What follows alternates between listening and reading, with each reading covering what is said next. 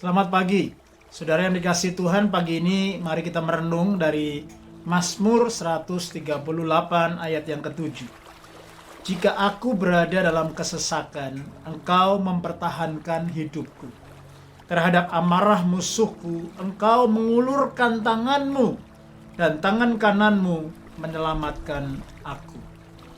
Ada beberapa prinsip yang kita bisa renungkan, saudaraku, dari kata-kata apa yang saudaraku kita baca dari Mazmur 138 ini.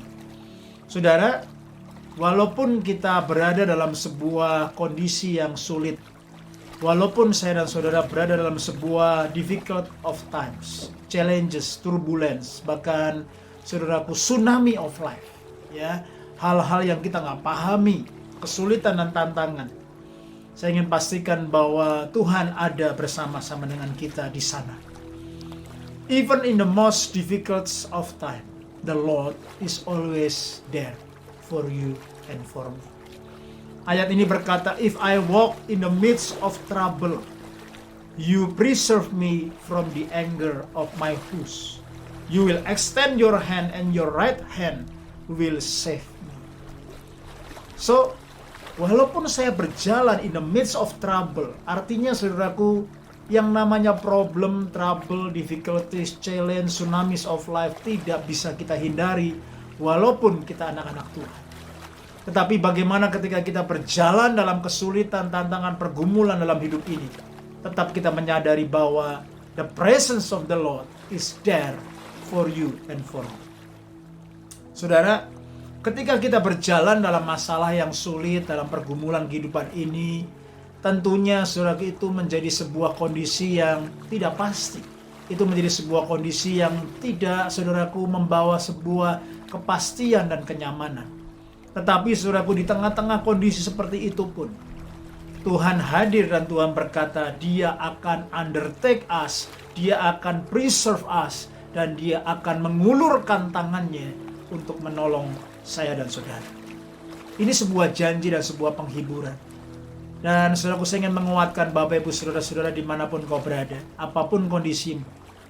Ketika kita melewati masa-masa yang tidak pasti dan sulit dan sukar sekalipun, tetap kehadiran Tuhan, pertolongan Tuhan ada bersama-sama dengan kita. Lihat ayat yang terakhir, dikatakan kalimat ini, bahwa tangan Tuhan akan terulur buat setiap kita.